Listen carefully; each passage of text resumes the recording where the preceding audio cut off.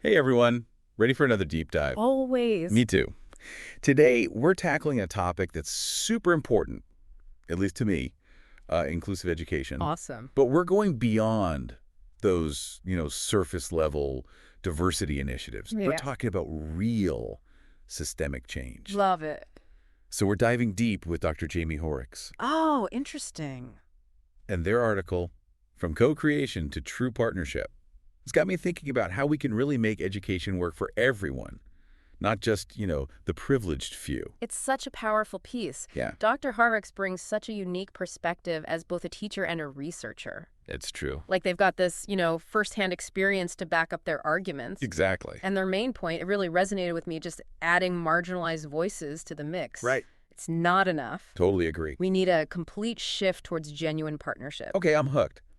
What does that kind of partnership actually look like in a school setting? I mean, how do we make that happen?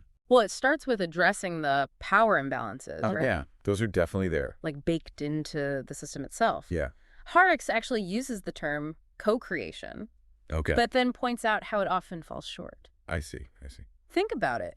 If you're constantly having to fight for basic respect, like just to have your professional title acknowledged, how can you be a true partner? Oh, you're so right. That story about students not using Dr. Hoerricks' preferred title really got to me. Powerful, right? It seems like a small thing, Yeah, but it really highlights the, underlying power dynamics. totally. And, these kinds of microaggressions, they can happen to anyone, I guess so. but they're especially prevalent for folks from marginalized groups.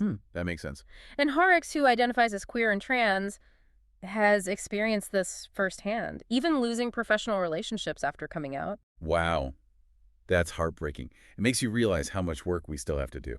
But is this just about changing individual attitudes? I mean, isn't there a bigger systemic issue here? Oh, absolutely.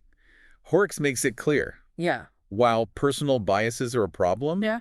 they're often symptoms of, larger issues, Okay. the systems themselves. Right.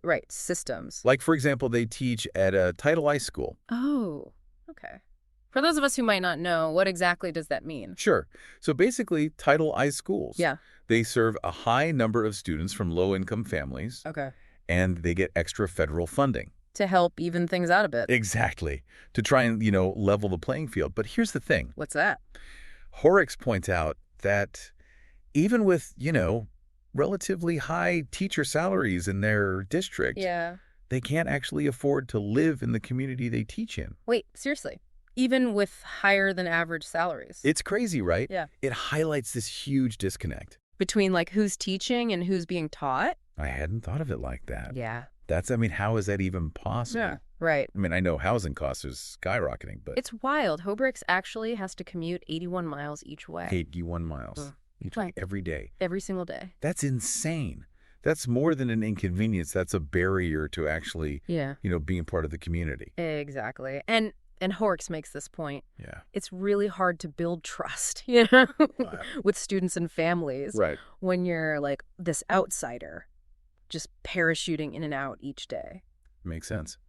So if this true partnership thing requires teachers to be more a part of the community, what are some things we can actually do? What does Hoerricks suggest? Well, they put forward a pretty radical idea, Let's hear it. converting district-owned properties Yeah. into affordable housing for teachers. Oh, that's a big idea. But is that even something that, schools have the power to do? Mhm. Isn't housing a much broader issue? Oh, for sure. Yeah. It's a huge societal issue. Right. But Hoerricks argues that schools can be part of the solution Okay. by leveraging the resources they do have. I like that. They point out that lots of districts own vacant buildings or, land that could be repurposed. That's pretty creative. It makes you think about how institutions could actually use their assets to address these big problems, these systemic issues. Right. And it all ties back to this idea of partnership. Okay. If we want teachers to be invested, Yeah. invested in the community, Right. we have to make it possible for them to actually be a part of it. I see that. It's about more than just showing up to teach. It's about being a part of the community, building those relationships. Exactly. And, it's not just about teachers either. Right. It's about the whole school community. Hoerricks also talks about the importance of Yeah. centering marginalized voices more broadly. Oh, totally. It can't just be a top-down approach. Right. And they talk about, like, students, especially from LGBTQIA plus and disabled communities. So important. Yeah. We need to make sure everyone feels safe and supported. And again, they connect this back to personal experience. All right. Hoerricks is so good at that. Bringing it back to their own life. Right. Like, they share this story about their school's pride club, Okay. which disbanded because the students were too afraid of bullying. Oh, wow. And there was a lack of administrative support. That must have been really tough. For Hoerricks especially, being a part of that community. Imagine. Yeah. It's heartbreaking. And it feels like a bigger trend too, right? Yeah. We're seeing this pushback against, diversity, equity, and inclusion stuff. Yeah. In some areas. Oh, absolutely. Like, it's a really worrying trend. Definitely. And Hoerricks is deeply concerned about it. Like, the dismantling of these DEIB programs. Yeah. Diversity, equity, and inclusion. A little bit. Belonging. Right. They make this argument that when we silence these voices. Right. Yeah. We create a system that only works for a select few. Yeah, I get it. It's like the opposite of partnership. Exactly. So I guess the big question here is, how can we ensure that everyone feels valued in the spaces they're in? I mean, this isn't just about schools. You got it. It's about our workplaces, our communities. It's about creating a world where everyone feels like they belong. Exactly. So we've talked about this need for true partnership, but how do we actually get there? I mean, what are some practical things we can do? Not just like changing our attitudes, but real concrete steps. Well, Hoerricks argues that we need to rethink the structure of how schools operate. Oh, okay. From the ground up. And they're especially critical of standardized testing. Oh, yeah, that makes sense. And pacing guides. Okay. And tell me more about that. How do those things get in the way of this partnership idea? Well, they argue that these things, they create a system that prioritizes compliance over creativity. Like, teachers are pressured to teach to the test, and that leaves very little room for, actually exploring topics in depth or tailoring lessons to individual needs. It's like the system is designed to create uniformity. Yes. Not to foster, individual growth and exploration. Exactly. And that just makes it so much harder for teachers to actually be responsive to their students. Absolutely. And to create a truly collaborative learning environment. Okay, I see the problem. So what are some alternatives? How do we move away from this rigid, test-driven model? What does Hoerricks suggest? Well, they suggest a few really interesting approaches, like giving teachers and students more agency over the curriculum. Imagine if, instead of being locked into a predetermined pacing guide, educators could actually work with students to explore topics. Oh, that sounds great. Yeah. I love that. That would totally shift things, wouldn't it? From passive learning to active co-creation. Right. But I'm also wondering, how do we balance that with the need for accountability? It's a good question. It's always a balancing act, right? Yeah. But Hoerricks suggests using frameworks like understanding by design. UBD, right. Yeah, UBD. It's a way to help educators plan, backwards. Backwards. From what students should actually be able to do with their knowledge. Instead of just, memorizing facts and figures. Exactly. It's about application. Yeah. So instead of saying okay, this week we're covering the American Revolution, you would start by asking, what do we actually want students to understand about the causes and consequences of revolutions? I get it. So it's more about the big picture. Right. And then you design assessments that actually measure those deeper understandings, And then you can plan learning activities that make sense for those goals. Okay. So it still provides a structure, but it's much more flexible than a traditional pacing guide. Exactly. And it aligns with the idea of partnership, right? Okay. Yeah, I see that. When students have a say, Yeah. in shaping their learning experience, they're more invested. More engaged, hopefully. Exactly. And ultimately more successful. You know what? This is making me think about how I could apply this thinking to my own work, even though I'm not a teacher. I love that. These principles, they can really be applied in so many different contexts. It's true. It's all about collaboration, right? Respecting each other's ideas and working together towards a shared goal. Absolutely. It's about partnership, not just in schools, but in everything we do. So you've given us a lot to think about in terms of practical solutions. Yeah. But I want to hear more about this cultural shift that Hoerricks talks about. How do we move beyond those, individual biases and microaggressions? How do we create a school culture that's truly inclusive? That's the big question, isn't it? It is. And Hoerricks makes this point. Yeah. That schools, Yeah. They aren't neutral spaces. Oh, right. They reflect the world around us, don't they? Exactly. They reflect those power dynamics and societal inequalities that exist everywhere. So we can't just focus on, like, changing individual attitudes. We have to address those bigger systemic issues. Absolutely. Like, for instance, Hoerricks talks about the impact of economic inequality on schools. Oh, yeah. That's huge. They describe how budget cuts led to the loss of essential staff and services at their school. And of course, that disproportionately affects students who are already facing so many obstacles. Exactly. It's like this vicious cycle. It is. It's incredibly frustrating. And it's a perfect example of how true partnership requires us to address those systemic inequalities. We can't just ignore them. Okay, so what can we do? It feels so overwhelming sometimes. Where do we even begin? I know, right? It's a daunting challenge.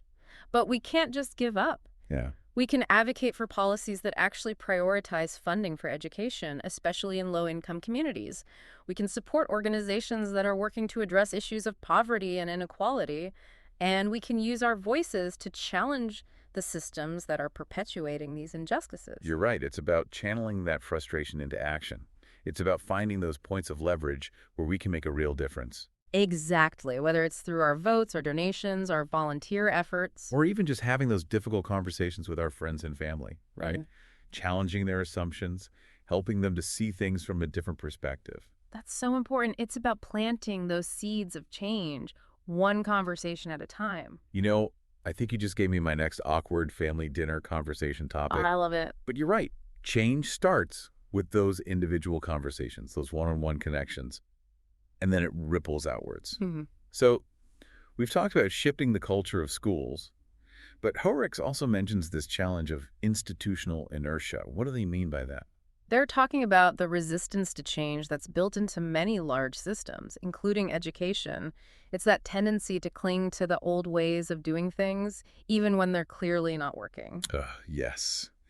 I've totally experienced that in my own work. It can be so frustrating. Like, you see the need for change, but it feels like you're banging your head against a brick wall. I know exactly what you mean. It's like, come on, people, let's try something new. Right. But it can feel impossible to break through that resistance. And Hoerricks argues that this institutional inertia, it's one of the biggest barriers to creating truly inclusive and equitable schools. So how do we break through that? How do we make the system more adaptable, more responsive to the needs of all students? It's not easy, but Hoerricks offers some really inspiring ideas. They believe it starts with fostering this culture of, like, innovation and continuous learning, within schools themselves. I love that idea. Like, imagine a school where, instead of being afraid to fail, educators were actually encouraged to experiment. Right, to take risks. Yeah, and, learn from their mistakes. Exactly. It would be a game changer. It would create a space where new ideas could flourish. Yeah. And where everyone felt empowered to contribute to the process of, improvement. Yeah. That's what we want, right? A system where everyone feels like they're part of the solution. Exactly. Where everyone's voice is heard and everyone has a stake in the success of the school.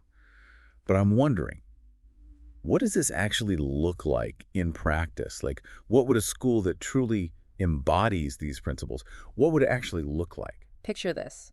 You walk into a classroom. Okay, I'm picturing it. And it's vibrant, Right. buzzing with activity. Uh-huh. Students are engaged in hands-on projects. They're collaborating with each other. They're using technology in creative ways. They're not just, passively absorbing information. Yeah. They're actively constructing knowledge and applying it to real-world problems. I love that. It's a place where learning is actually joyful. Right. And relevant. And empowering. Yes, exactly. And it's not just about the students either. Teachers are respected as experts, partners in the learning process. Okay, yeah.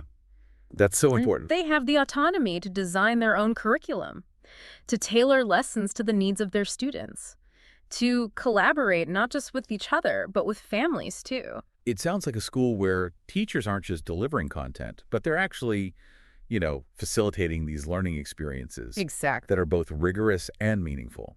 And the school itself is deeply connected to the community it serves. Oh, yeah, that's so important. Families are actively involved, in shaping the learning process. Their voices are actually heard and valued. The school is a hub for cultural exchange, for community engagement. It reflects those diverse perspectives and experiences of its members. Wow, that is a beautiful vision. It's a school that's truly inclusive, equitable, responsive to the needs of its community. But it's not just a dream. There are schools out there, all over the country, that are already putting these principles into practice. And they're creating these transformative learning experiences for their students. That is so inspiring. It shows that this vision of true partnership, it's possible, even within the constraints of, our current system. Right. We don't have to wait for some big, massive systemic change to start making a difference. That's so important. So let's bring it back to our listeners. What are some tangible things that individuals can do to support this movement towards true partnership in education? Well, there are so many ways to get involved. You can volunteer your time at a local school. Many schools need extra hands for things like, reading with students, organizing events, or even just helping with administrative tasks. Yeah, even an hour or two a week can make a huge difference. Right. And if you're not able to volunteer in person, you can always donate to organizations that are working to support students and educators, especially in under-resourced communities. That's a good point. A lot of those organizations rely on donations to keep their programs running. Exactly. And, thinking about those mentoring programs you mentioned earlier, Yeah. those can be so impactful, especially for students who maybe don't have a lot of support at home. Mentoring can be so powerful. Yeah. And you don't need to be like a teacher or an expert in education to be a mentor. Just being a caring, supportive adult can make a huge difference. It really can. And what about those of us who are passionate about, policy change? How can we advocate for a more just and equitable education system on a larger scale? Oh, that's crucial. One thing you can do is contact your elected officials. Let them know that education is a priority for you. Advocate for policies that support equitable funding for all schools, promote diversity and inclusion, and empower teachers to create those innovative and responsive learning environments that we've been talking about. Yeah, sometimes it feels like our individual voices don't matter, I get it. But when we all speak up together, we can actually make a difference. Absolutely. And don't forget about the power of conversations. Talk to your friends and family about these issues. Share what you've learned from our deep dive. Yeah. Challenge their assumptions. It can have a ripple effect. It's true. It's about raising awareness, starting those dialogues, and helping people see the world through a more equitable lens. Exactly. And sometimes, it's about having those uncomfortable conversations, the ones that challenge our own biases. Yeah, I think that's where the real growth happens, right? When we're willing to be uncomfortable, to question the things we take for granted. Absolutely. True partnership requires us to constantly be learning, growing, and evolving. But this has been such an insightful conversation. Dr. Hoerricks' work is so inspiring. I know, right? It gives me hope that a more just and equitable education system is possible. Me too. So thank you for joining us on this deep dive, everyone. We hope you've enjoyed exploring these ideas with us, and we hope you've been inspired to take action and create more inclusive and equitable spaces in your own little corner of the world. Remember, even small actions can have a ripple effect. When we all work together, we can create a more just and compassionate world for everyone. That's a perfect note to end on. Until next time, everyone, keep learning, keep questioning, and keep striving to make a difference.